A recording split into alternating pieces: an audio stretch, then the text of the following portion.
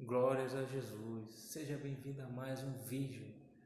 E nós estaremos na terceira parte do estudo que diz respeito a vivendo de forma equilibrada. Isto mesmo.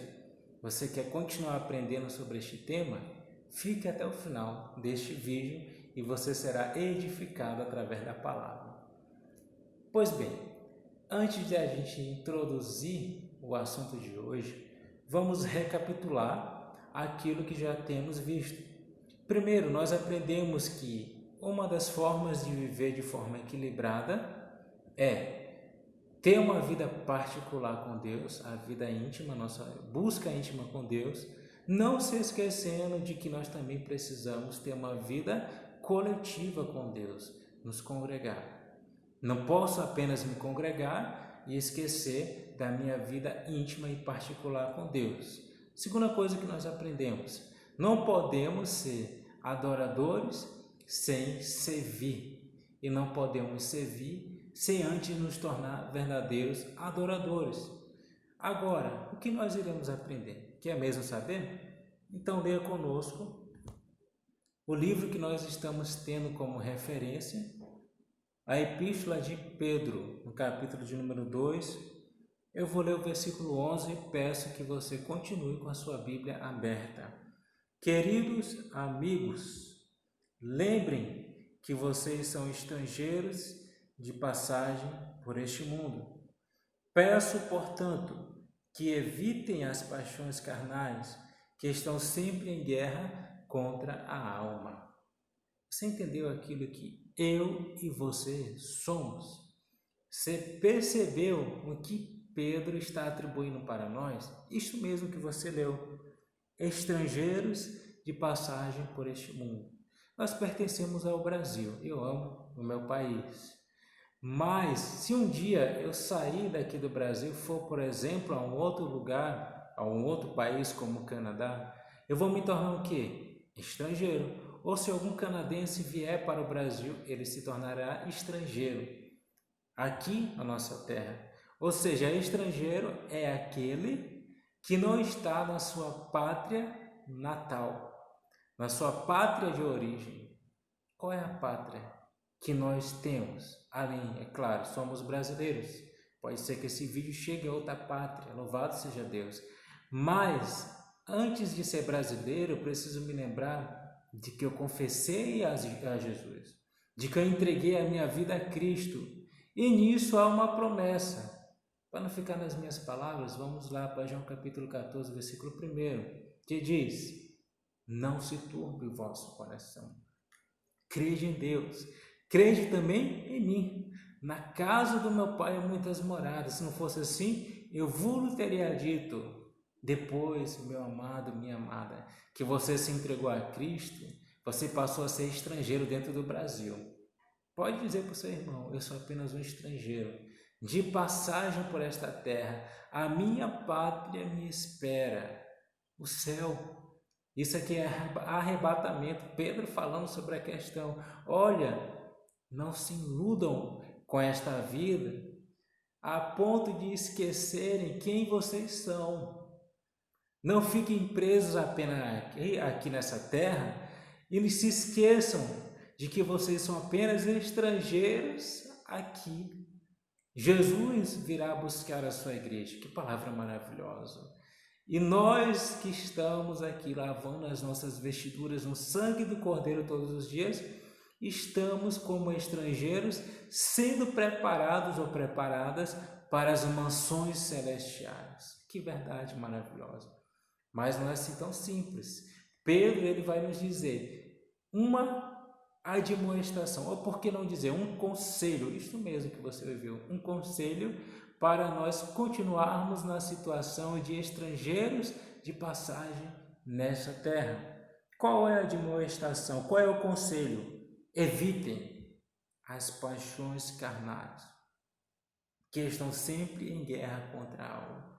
Quando vejo essa parte que Pedro nos aconselha, eu vou lá para Romanos capítulo 7, versículo 15, você pode ler aí na sua casa e conferir depois. O bem que eu quero, esse eu não faço. O mal que eu quero, o quê? Persegue o meu passo. Vamos entender o que Paulo está querendo nos dizer. Eu não entendi nada. Vou explicar aqui de uma forma bem tranquila. O que Paulo está nos falando? Nós somos de Jesus. Eu confessei a Jesus, você confessou a Jesus e nós estamos lutando. Este aqui é apenas mais um meio para a gente compartilhar a palavra de Deus e aprendermos juntos e um dia chegarmos no céu de glória juntos. E você pode até dizer, irmão Daniel, eu cheguei aqui e eu me lembro que naquele dia você falou sobre essa palavra e isso me edificou. Esse é o nosso objetivo, que é poder influenciar mais pessoas a chegar no céu. Pois bem, a questão é, depois que eu disse sim para Jesus, eu promovi dentro de mim mesmo uma guerra, carne e espírito. É uma guerra. Por quê? O que eu quero? Eu quero sempre agradar a Deus. Eu quero sempre fazer a vontade de Deus. E eu quero continuar como estrangeiros de passagem aqui nessa terra. Mas deixa eu lhe falar. Quem que vai ganhar essa guerra dentro de nós? Quem você alimentar. Se você alimentar a tua carne, quem que vai vencer a guerra? A carne. Se você alimentar o teu espírito, quem que vai vencer a guerra? O teu espírito. Se você se aproximar de Deus, você estará cheio dele e a tua carne será fraca, as tuas vontades que te separam de Deus serão enfraquecidas. Mas se o contrário acontecer, eu alimentar mais as minhas vontades da carne, o espírito ele vai ficar triste porque ele tem ciúme de nós e aos poucos a gente vai perceber que a gente vai se afastando de Deus. E o que eu posso fazer para alimentar o espírito? Você já está fazendo isto, você está lendo a palavra, você está meditando na palavra que salva e liberta. Guarde no teu coração. Eu preciso me conservar firme nessa guerra dentro de mim mesmo. Eu preciso alimentar o meu espírito, fortalecer através do quê? Eu vou reinventar a roda? Claro que não. A forma que eu tenho de alimentar meu espírito é palavra. Segunda, oração. Vou recapitular: oração e palavra. Alimente teu espírito e você estará mais ainda preparado para o céu. Então eu posso esquecer das minhas obrigações aqui na terra, até porque Deus ele espera por mim. Então para que eu ainda vou me preocupar, por exemplo, em estudar? Então para que eu ainda vou me preocupar em casar? Para que eu vou me preocupar em obedecer às autoridades? Não, tudo aqui é o céu. Não. É aqui que entra o equilíbrio. Vejam que Pedro ele nos aconselha. A Bíblia, você precisa entender como ela é incrível. Ela é tão incrível que ela é mais atual do que o jornal que eu vou ler daqui a pouco. Eu vou observar aqui no versículo 12, Pedro ele fala a questão da nossa conduta, o nosso comportamento. Não adianta eu dizer que eu sou um candidato ao céu de glória e não ter uma boa conduta com as pessoas que estão ao meu redor. Como que isso procede? Nós devemos entender que estamos numa nuvem de testemunhos. As pessoas estão nos observando. Porém, nós devemos ter uma conduta tão boa perante os homens que quando eles pensarem em nos acusar, o que Pedro fala? Eles vão ter que reconhecer que não é verdade. É como se alguém dissesse: o irmão Daniel é isso, isso, aquilo. E alguém que nem te conhece direito diz: não, ele não procede dessa forma, porque eu sei que o procedimento dele é diferente. Então nós que nos esforçamos para viver conforme a palavra de Deus, temos que ter comportamento adequado, porque senão estaremos pecando no nosso testemunho. E às vezes é o nosso testemunho que afasta as pessoas de Deus. Como uma vez eu já ouvi alguém dizer: eu prego e o meu testemunho acaba aqui negando aquilo que eu prego. Temos que ter cuidado. Vamos ver aqui no versículo 13, que também precisamos obedecer aos homens aqui na terra. Eu preciso obedecer aos meus professores, porque é uma autoridade. Eu preciso obedecer aos meus pastores, uma autoridade eclesiástica. Eu preciso obedecer quem mais? Ao imperador. Só que nós não temos imperador. Qual que é a mais alta autoridade? Presidente. Eu preciso obedecer ao meu presidente. Quem colocou ele ali foi Deus. Se ele foi colocado ali naquele lugar, é porque Deus permitiu, independente de qual seja o meu pensamento político, e nós não vamos entrar em detalhe nisso, porque o objetivo aqui é falar da palavra de Deus, mas precisamos entender que os nossos governadores também devem ser obedecidos. Qual é a norma que o governador tem estipulado? Precisamos obedecer. Não é porque somos do céu, não é porque buscamos a Deus que temos que desobedecer uma norma, não. Por quê? Porque nós estamos rodeados, amados, por pessoas que não conhecem a verdade. É como o versículo 15 nos orienta. Ao nosso redor tem ignorantes, tolos, e eles precisam, não ter o que dizer nada a nosso respeito. É isso que Pedro está nos ensinando. Olha só, quantos séculos passaram. Estamos aqui tanto tempo e a verdade continua sendo a mesma. Eu preciso ser obediente. Eu preciso me submeter àquilo que, por exemplo, o meu governador quer que eu faça. Uma coisa atual, se ele estabeleceu que eu não posso sair de casa sem me proteger devido a uma pandemia, não é porque eu sou um futuro cidadão do céu que eu devo tirar, não, mas Deus já me livrou disso, não. Um crente que age de forma equilibrada, ele não procede desse jeito. Ele sabe que a palavra de Deus diz, eu preciso obedecer. Deus já me livrou, sim, eu creio. Então, mas se é uma norma que meu governador estabeleceu, eu preciso usar meus equipamentos. Se ele disser que eu não posso estar saindo de qualquer jeito de casa ou saindo em qualquer momento, porque estou vivendo, por exemplo, um momento de lockdown, é isso que eu devo fazer.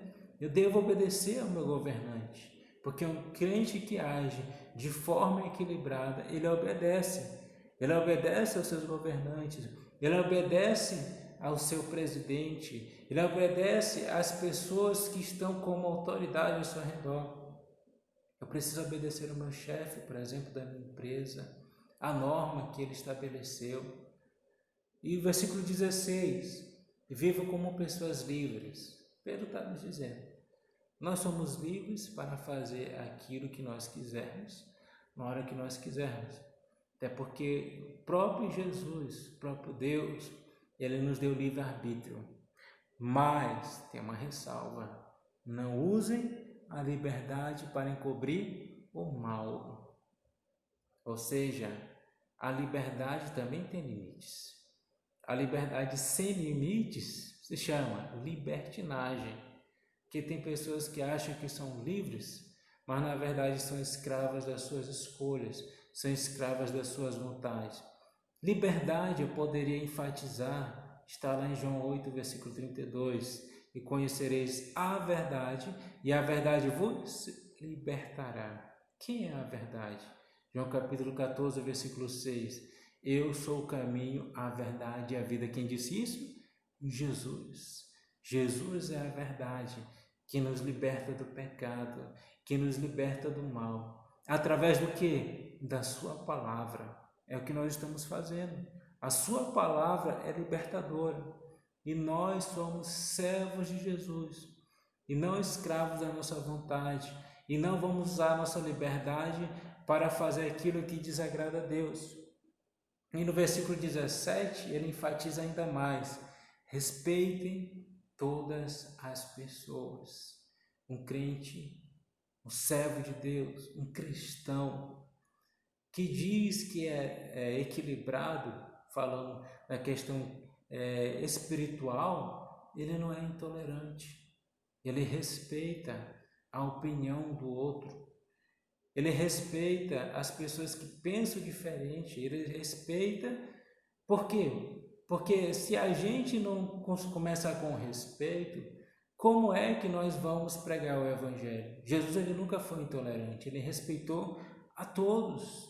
E Pedro, há muitos anos, dizia, respeitem todas as pessoas, amem os seus irmãos na fé, respeitem quem está ao seu redor na empresa, respeite quem está na universidade ao seu redor, respeite quem está na escola ao seu redor, respeite os seus vizinhos e amem aquelas pessoas que estão dividindo a mesma fé com você. Ama aquelas pessoas que estão lutando para te ajudar a chegar mais perto de Deus. E ele encerra dizendo, no versículo 17, temam a Deus. E mais uma vez, respeitem o imperador, respeitem as autoridades. Então, qual é o equilíbrio para a gente internalizar? Eu sou do céu, sou um estrangeiro de passagem nessa terra, mas isto não me imunizou de fazer as minhas obrigações aqui na terra, porque isso vai fazer com que eu passe para os homens uma boa conduta, e quando eles pensarem nos acusar de algo, não vão poder, porque a minha conduta foi boa diante dos homens. Eu preciso fazer as questões aqui da terra, as minhas obrigações, sem me apegar demais aqui. Aqui que está o equilíbrio. Eu não posso me apegar muito aqui na terra. Quando Jesus fala, busque em primeiro lugar o reino dos céus e as demais coisas vos serão acrescentadas, ele não falou apenas do reino do céu, falou também das demais coisas. O que Jesus nos ensina? Eu preciso buscar a Ele sempre em primeiro lugar, mas não posso me esquecer das demais coisas. Porque muitas vezes também acontecia o inverso. Busco as demais coisas e o reino dos céus se deve ser acrescentado. Não. Jesus em primeiro lugar. Você é estrangeiro, estrangeira de passagem nessa terra e precisa cumprir com suas obrigações aqui na terra. Cumpra com suas obrigações aqui na terra, não se apegando a ela e estando cada vez mais preparado e preparada para o céu de glória. Fique com essa palavra. Que Deus continue nos abençoando hoje e sempre. Amém.